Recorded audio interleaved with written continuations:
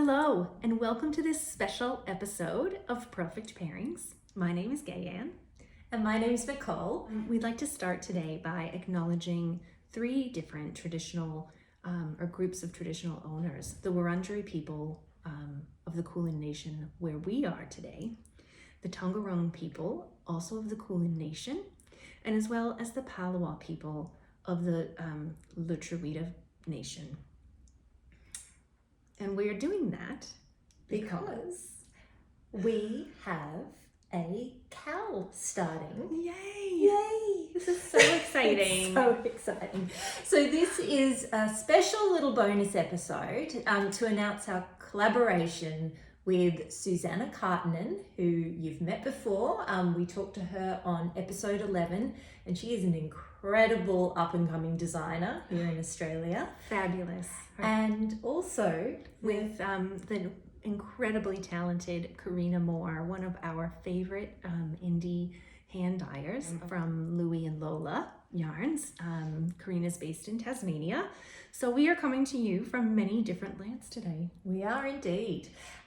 You've probably also heard us talk about Karina previously because we often give a shout out to the Louie and Lola 2023 Love Local hashtag or knit along that Louie and Lola have been running throughout the year to draw attention to Australian designers and Australian yarn or New Zealand yarn, New Zealand designers as well, but that has partially inspired what we're bringing to you today. Yes. So we're going to tell you a little bit more about the KAL in a minute. Yes. But I think maybe should we head over and let Susanna tell you a little bit about her sweaters? I think that would be incredible because if you've seen her interview, we've had a fantastic response to it. So we're going to give you a bit more of Susanna. Hi, I'm Susanna from Sanna Co. And in this little video, I will tell you a little bit more about the 4 sweater patterns that are a part of this Sanna sweater KAL that we're doing together with Purlfect Pairings and Louie and Lola yarns. I wanted to show you these. So there's 4 sweaters that I have designed or published so far. And I'm going to quickly show you all of them in the order that they've been published. So the first one is the Viiva sweater, and this is a very relaxed sweatshirt style with raglan shaping. It's knit bottom up in the round and with the fingering yarn, fingering or 4-ply wet yarn that is held double with an interesting striping detail that just picks up one of the colours in the brioche stitch to get the striping. So this was first published in line 13, I believe, and that was my first sweater. I'm still very proud of it. The next one is the Jubel sweater, and this was a collaboration with Woolfolk Yarn, an American yarn company. And this also has raglan shaping. I kind of stuck with that theme at the time. So it has just a very simple seed stitch stitch pattern all over, some wide ribbing in the cuffs and neckline and the hem, and then it has a little subtle cable detail running along the side seam there. And the actual pattern is written for a high-low hem, so this is a slightly modified version of it. And this is worked in a 12-ply yarn. Okay, then next one, probably my best known. Actually, I'm wearing it as well, the EXP, but I have the original pattern sample here as well. And this is actually building on the raglan theme that I was exploring in the first 2 designs, but for this one I really wanted to do something a little bit different different with it, and that's how this design came about. This is my first independent sweater pattern. I really didn't want to tie myself to a timeline with this one, with the collaboration, so I decided to just work on this by myself until I was really happy with it. And this is worked in shaker stitch, also known as half fisherman's rib, and it's worked in 4-ply fingering weight yarn with 2 different colours, or background colour and a fade colour, or just in one colour, and has an interesting raglan shaping, and also a slight batwing shape and a slightly cropped body and sleeve. And then last but definitely not least, there is the overlay, and you might have seen this on the cover of Pom Pom in the latest, sorry, not the latest, the spring issue, so the issue that came out in March was published in that one. So that's the vest version, and this one uses 2-color brioche with a little bit of intarsia to get that vertical stripe happening, and it uses a combination of fingering weight merino and mohair yarns. So there we have it, friends. 4 sweaters available to cast on during the KAL, and 4 very different sweaters. So there's really something for everyone there. I reckon. Should we kind of... Yeah, let's summarize them a little bit, I think. So Jubel, which is the one with the beautiful cable down the side. It's gorgeous. That's probably the easiest of them. So if you're a relatively new knitter, would probably suit the advanced beginner or the adventurous beginner. That's probably a good one to start with, because it's got fairly sort of standard techniques. Yep, so your basic knits and purls, as well as increases and decreases. And because there's only 2 cables to wrangle with, I think it would be a really good beginner project for somebody who hasn't tackled cables yet.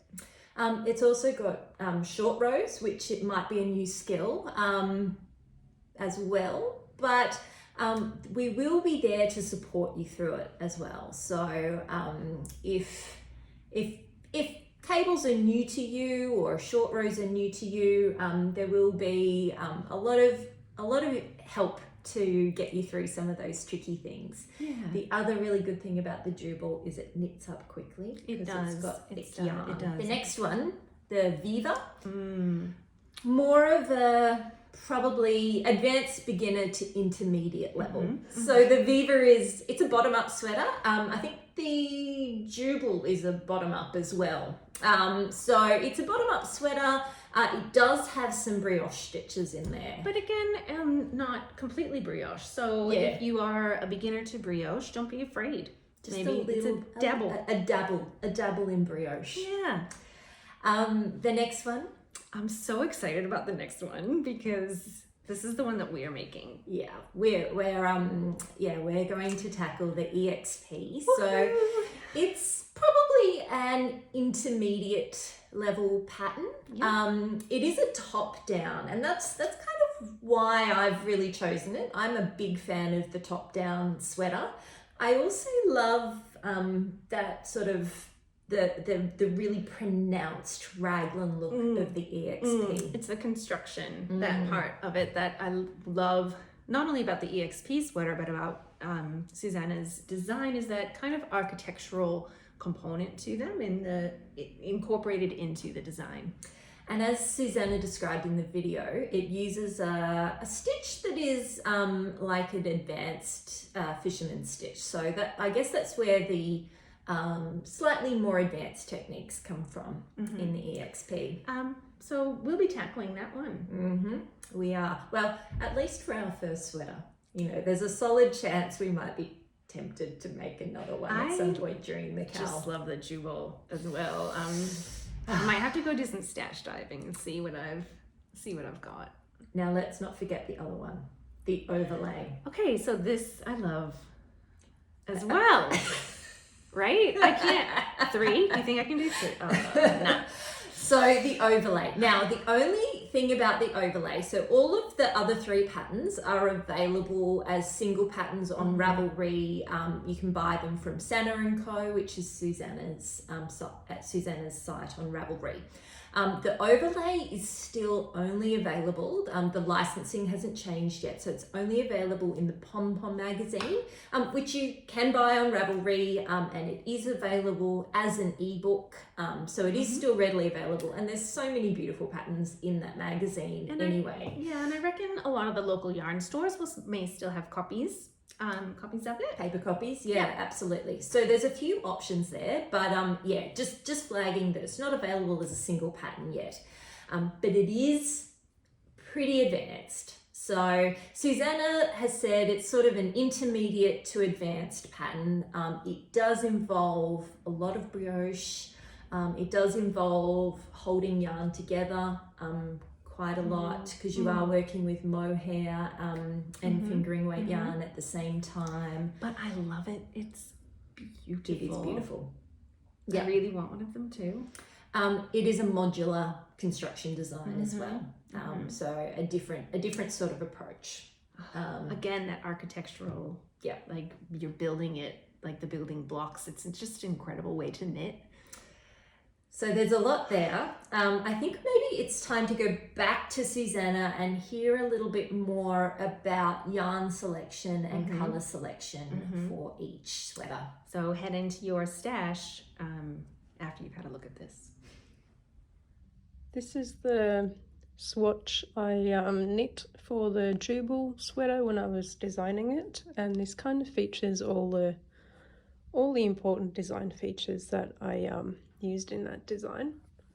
So it has the seed stitch pattern, the side cable, and this is showing the split high-low hem that's actually as the pattern is written. And the yarn that the pattern's written for is Woolfolk Luft, and it's an interesting texture. I hope it's showing up. But this one has a grey knitted, basically like a cotton I-cord, and then it has this mustard tan coloured merino fibre inside it, and it creates a really lovely soft and lofty kind of yarn. And there are a couple of other yarns that are similar in structure, though possibly slightly thinner, that we'll put in the show notes for recommendations. But this is available in Australia through Sunspun Yarns in Canterbury.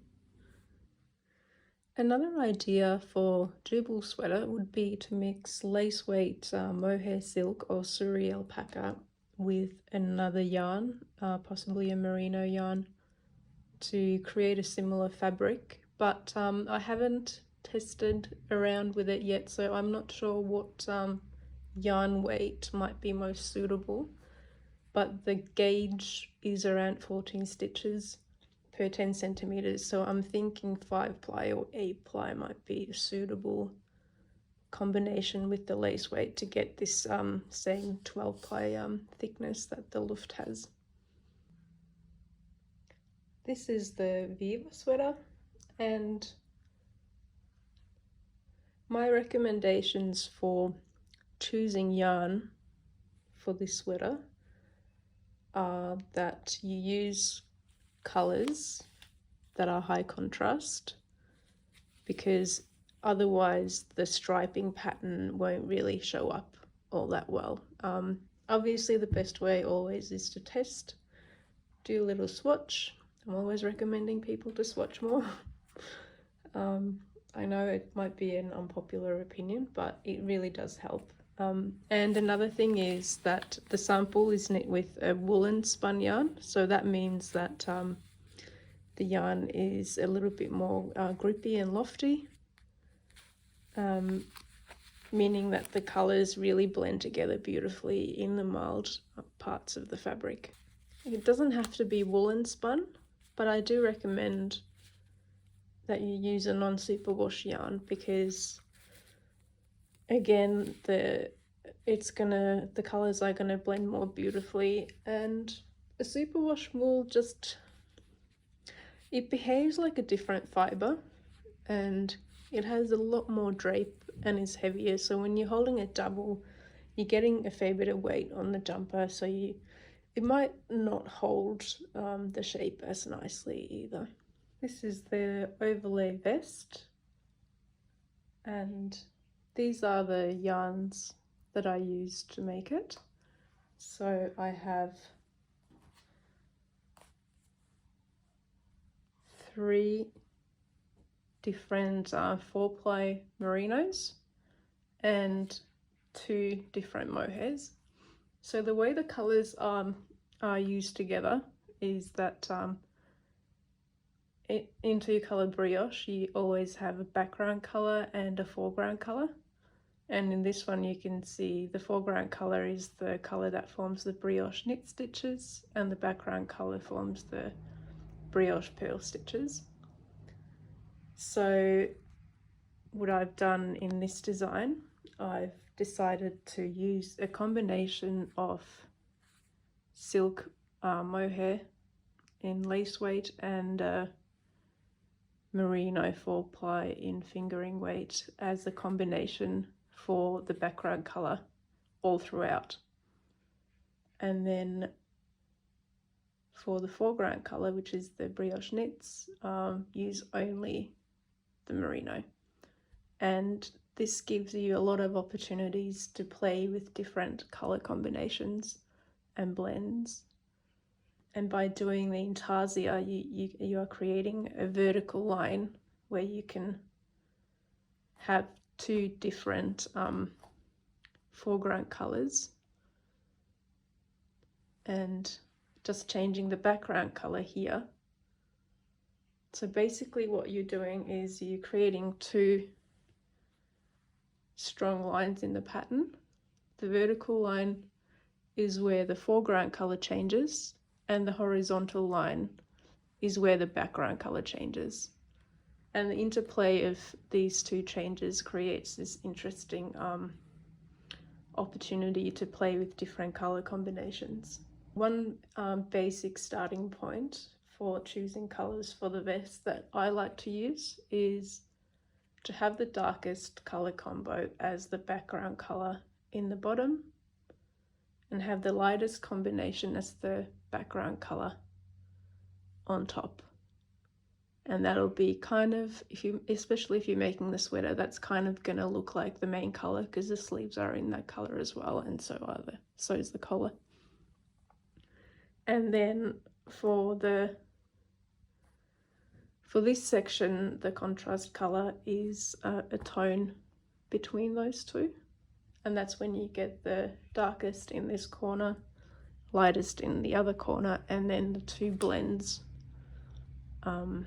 next to them, and it creates this interesting visual effect.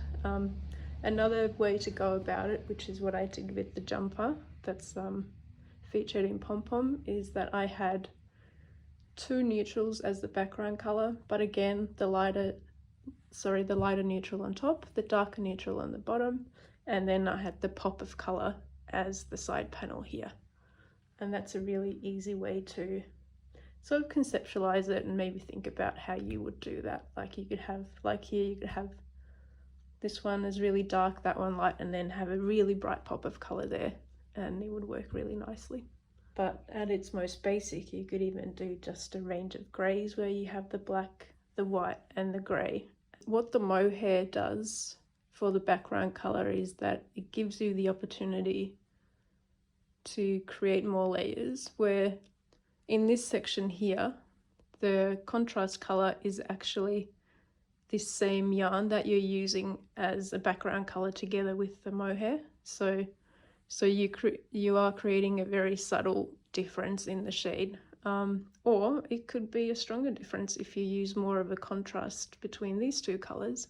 In this one I opted to make it very subtle, but say if you combined the white with really dark grey, you would get a much stronger contrast between the foreground and the background colours there. And another interesting experiment would be to use the same mohair colour for these two background colours, and if these guys have a lot of contrast and say you use that for both of them, you're still going to get an interesting difference between those two.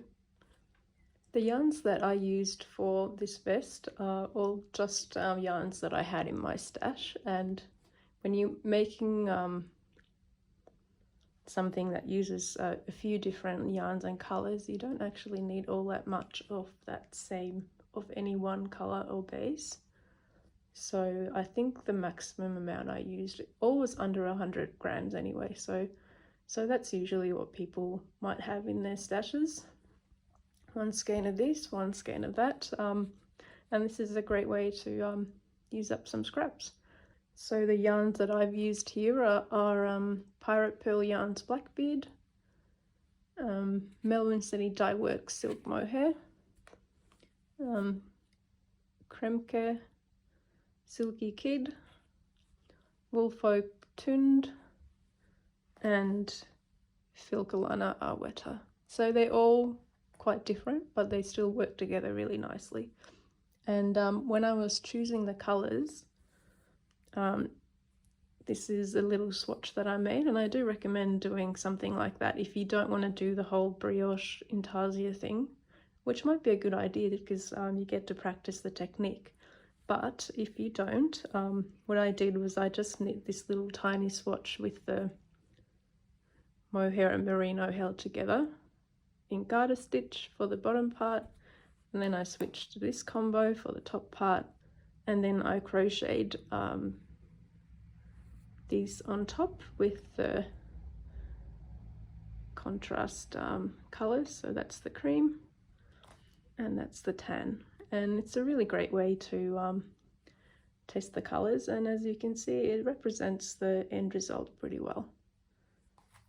And one more thing I can show you about this one is that in the vest version I decided to play a little bit more with the colour blocking, and I switched things around to create a slightly different effect on the back. And you could also do it on the sweater, but as it's written in the pattern it's recommended for the vest back. So this is the EXP sweater, the original pattern sample for the fade version, and this is the yarn that I used for the main colour. It's Purl Yarns Blackbeard, which is a base that has 90% Polworth and 10% silk, and it's a non-superwash yarn with the soft 2-ply construction, so it creates a very lovely soft and lofty yarn. And then for the contrast colour I have a selection of various sock yarns, and this was not designed as a fade set at all, and they are not even from the same company. But it's also fun to be creative with fades and have fun and play with colour, and that's one of the great things about this pattern, is that you can really play with different colours and see what works. And in terms of colour choice, if you do want the stripes to stand out, I recommend that you make sure that there is contrast between the main colour and the fade colours. And here you can see the bottom one is actually a lot less contrast, so you can see it's really kind of blending into the background colour a bit more, and then the stripes are really starting to stand out more and more as you go up the jumper.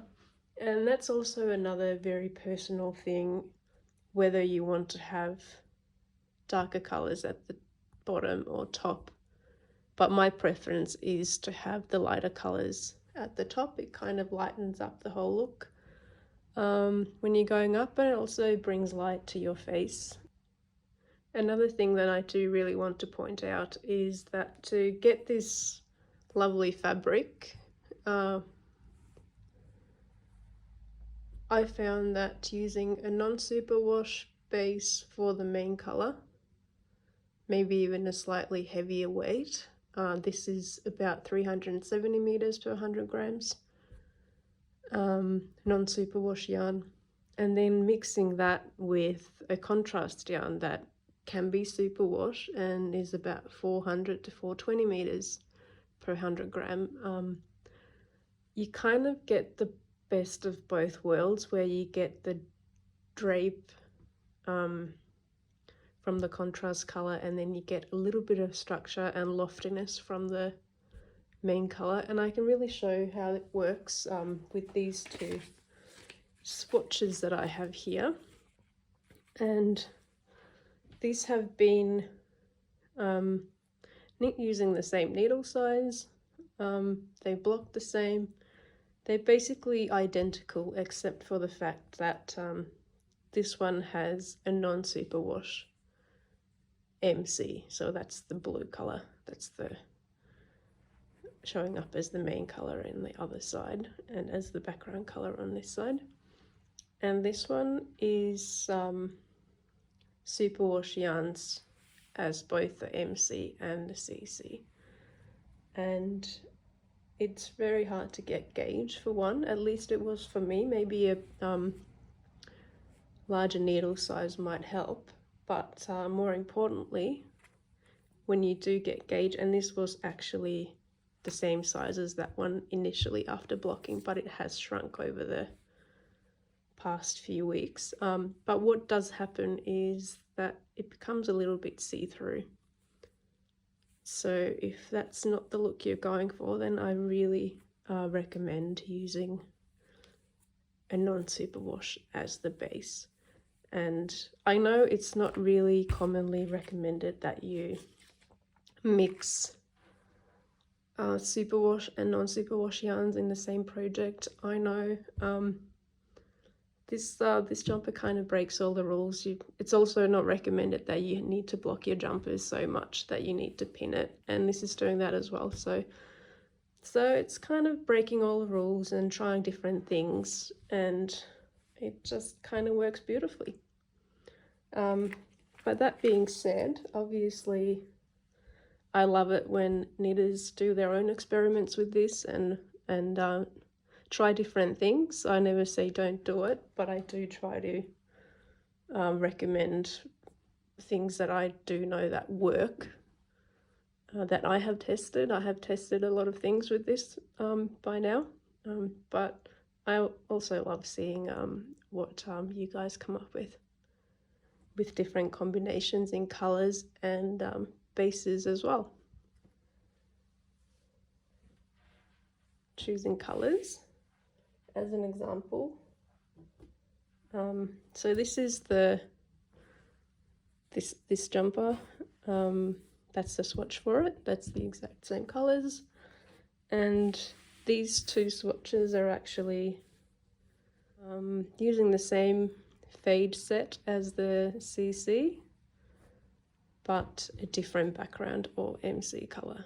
So this one has a dark grey MC, and this one has like a pale lilac MC. And these MC colours are all from Pilot Purl Yarns, by the way. And this purple fade is from Swish Yarns. And this is an unblocked swatch, so you can see the size difference in before and after blocking as well with these three swatches. So it's not dramatic, but when you do this to the whole jumper, the effect on the fit is quite dramatic. And even this one that I'm wearing now, that's quite loose on me after blocking, I tried it on before blocking and it was fitted, very fitted and very cropped, so it does change a lot. So that was all my tips and tricks for choosing yarns and colours for these 4 sweaters. I hope you enjoyed it and found it helpful. And next, Karina will tell you a little bit more about her absolutely stunning kits that she has put together for the EXP sweater. They are just gorgeous. Okay, so normally when we approach a sweater, well, you don't even gauge swatch. At least I gauge swatch, right? Like, and maybe I don't always block my swatch, but Susanna puts so much thought and energy into yarn selection to try and make the most of the garment. And I mean, if we are putting that time into knitting the sweater, why not? Blockers Anonymous over here. Sorry, not blockers. Love a block. I'm the one that doesn't block. Gauges anonymous. What do we call it? Swatches. Swatches Anonymous. See, I don't even know God. the word. I don't even know the word, my friends. Anyway, sorry, Susanna. No. Susanna's put the hard work into it for me this time. So but one of the things we love about Susanna as a designer is she really is committed to helping her knitters get a good outcome. Mm-hmm. But for those of you like me who don't swatch, or if you want help with color choices or whatever, Have no fear. this is why we're collaborating. Mm-hmm. So this KAL is all about the pairing. It's a Purlfect pairing, and our Purlfect pairing with Susanna's EXP sweater at this stage is Louie and Lola yarns. So Karina and Susanna have been working really hard they've done a lot of swatching. Oh, I'm talking like weeks of work that have gone weeks into this. of work and It's swatching and incredible. discussion. There's some new colours from New Louie and colors, Lola. like brand new. So I think without further ado, it's time to pop over to Tasmania and hear Karina talk a little bit more about some really special kits she's put together for the EXP sweater. Hello, Karina from Louie and Lola Yarns here. We're a yarn dyer based in Northwest Tassie, and we're really excited to be collaborating with Susanna and Gayanne and Nicole for the Sanna Co sweater knit along. We've put together some kits for you for the EXP sweater, and for this we've introduced a brand new yarn base, which is Polworth fingering, South Island, New Zealand, great non-superwash yarn, 425 metres and 100% Polworth. For our contrast colours, we've used our 100% merino fingering. It's a superwash base with 400 metres. Together they're working up beautiful fabric, and when we reach engage with that. So I'll take you through the two types of kits we've put together now, and then hand you back to Gayanne and Nicole. So this is our first fade version kit.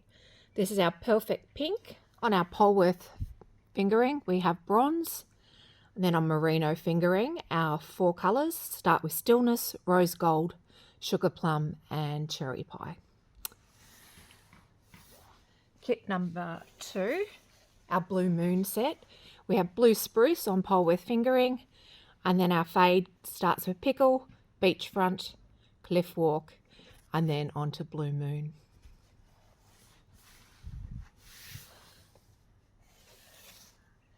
Our third fade kit is Columbine. So we start with Darker Dasher on Polworth fingering, Columbine, Airy Plus, Funfetti, and City Lights. So that's a really fun set.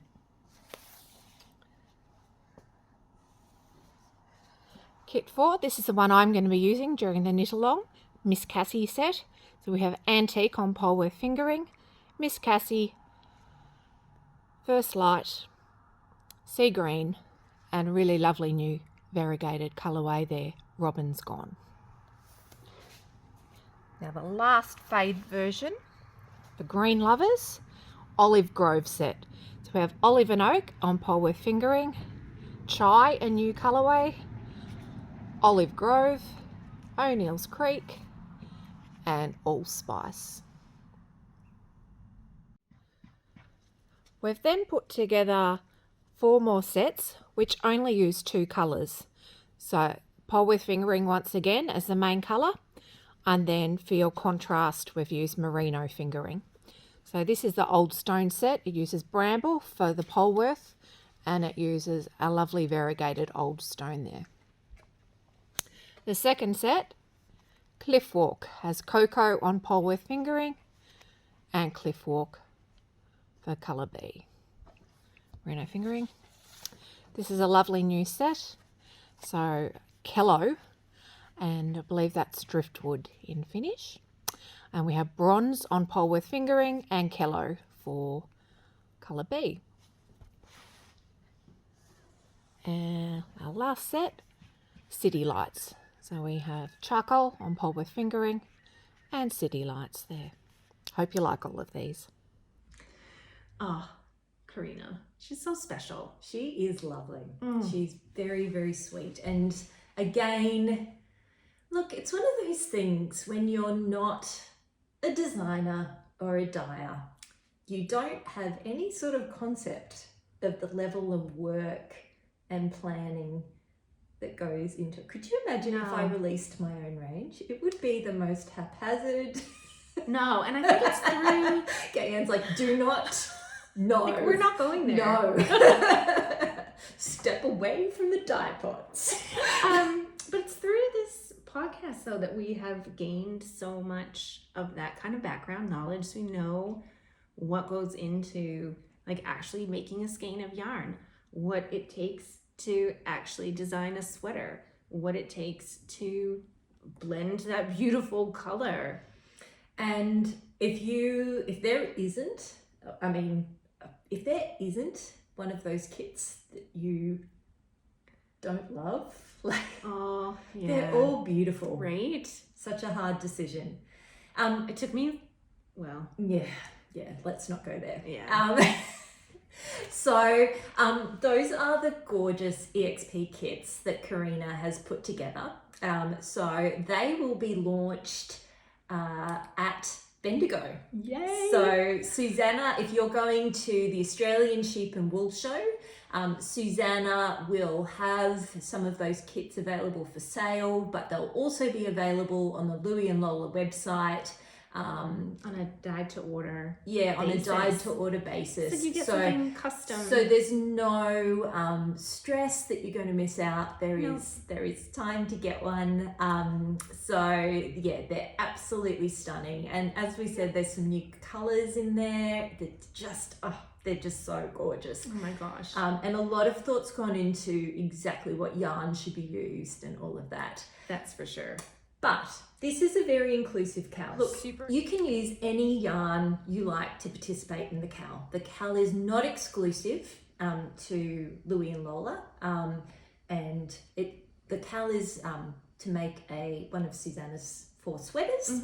But you can use any yarn you like. So you can use your own local yarn if you like. Yeah. As part of our work in kind of supporting our local community, we've reached out to some local dyers to see if they're interested in participating. And it's early days yet, but there is some interest in some other dyers putting together kits. Yep. And if you're a dyer that we haven't reached out to, or maybe you want to make sure that there's a kit available from your country, then please let us know. That's right. Yeah, we would love to. We will support and share all the different people that want to participate with putting together kits or being part of this KAL. It's not just, I suppose, for Australia and or New Zealand. We're happy for everybody to We would love participate. We would love to have an international representation. That would be fantastic. Yeah. So, how do we participate? We've got a hashtag. So it's hashtag Sanna Sweater KAL. And if you're also using Australia and New Zealand yarn, then you're eligible for the hashtag 2023 Love Local. But anyone can use Sanna Sweater KAL hashtag on Instagram. Yeah. So that's how to participate. There will be prizes. Yes. So they're yet to be determined as well. Yet to be determined. It watch could this be space. coming out of my stash. Happy to donate some prizes myself. We might be able to do a bit more than that. All right, so the dates. When Cast On will be on the 12th of August, and the KAL will run until the 30th of November. So that gives a few months. Yeah, we've deliberately done quite a long KAL to give people time to participate. Some of these sweaters, you know, they're gonna be a bit of work. So a bit of a challenge, or you could be like me and want to make 3. So if you want to make more, if you're a fast knitter, you might do more than one. If life gets in the way and you only have time to do one, there's a nice amount of time to complete that. We also mentioned earlier we're going to give some support. So if you like to be part of a community for a knit along, then, or if you feel like maybe you're going to need a little bit of support to work through some of the stitches, then we're starting a private Facebook group, which is available to sign up to now. You just need to search the title of this KAL, which is a Purlfect Pairing, Sanna Co and Louie and Lola on Facebook, and request to join that private Facebook group. It's only private just so that we don't get spammers in there, that's all. Yeah, if you want to be part of a kind of a community chat and share your ideas or ask for help, all 4 of us will be in there moderating that group, so you can get advice from the designer herself as we go along. That's pretty special. I think that is pretty special, and that I think is really goes to show how much Susanna cares about her designs, the process, the knitting, and customers, consumers. I don't know, maybe that's not the right word, but it's her knitters. Exactly. I love that. Absolutely. And we will attempt, if YouTube will let us, to pop a link to that Facebook group on the show notes here as well. So I think those are the main things. That's the main thing. We probably have gone on too long about it, but I think we're really excited. We are very excited. It's the first KAL. It's our first KAL, and it's such a special one. It's really special because we know Susanna and Karina quite well from our working with them, and have really developed that relationship, which is also really special, and one of the things that we want to do with our podcast community. So I reckon it's worth, if you don't already, follow us on Instagram, Purlfect Pairings, also Sanna Co and Louie and Lola, to keep in the loop for updates. There will be more information coming to hand. Otherwise, I reckon it's time to either stash dive or start looking for some kits, because there's not much time. You've got to get ready for August the 12th. Yeah, get ready. All right. Till next time, lovely ones. Happy knitting.